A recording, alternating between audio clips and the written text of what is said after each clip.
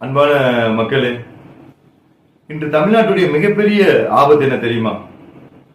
அது புயல் இல்ல, உயிர்கொல்லி நோயும் இல்ல, உயிரோடு இருக்கும் ஒரு தலைமுறையே அழைத்துக் கொண்டிருக்கும் ஆபத்து. நம்முடைய இளைஞருடைய எதிர்காலத்தின் கனவுகளையும் அமைதியாக தேடிக் கொண்டிருக்கும் ஆபத்து. அதுதான் போதைப் பொருள்.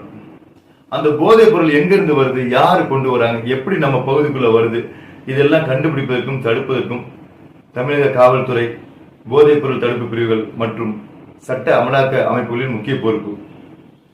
ஒரு உண்மை என்னன்னா, போதைப் பொருள் விற்பனை செய்பவர்களை பிடித்தால் மட்டும் போதாது. அந்த போதைப் பொருளை வாங்குபவர்கள் இல்லாத சமூகத்தையும் நாம் உருவாக்க வேண்டும்.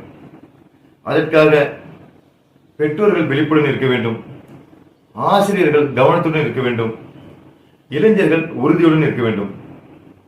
ஏனென்றால் ஒரு இளைஞன் போதைப் பொருள் வேண்டாம் என்றால் ஒரு குடும்பம் காப்பாற்றப்படும். ஒரு குடும்பம் காப்பாற்றப்பட்டால் ஒரு தலைமுறை, ஒரு சமூகம் காப்பாற்றப்படும். நம் இளைஞர்களுக்கு போதையில்லா எதிர்காலம் வேண்டும். ஒன்றாய் நடப்போம், நன்றாய் வாழ்வோம். மாற்றம் நம்மிடமிருந்து தொடங்கட்டும்.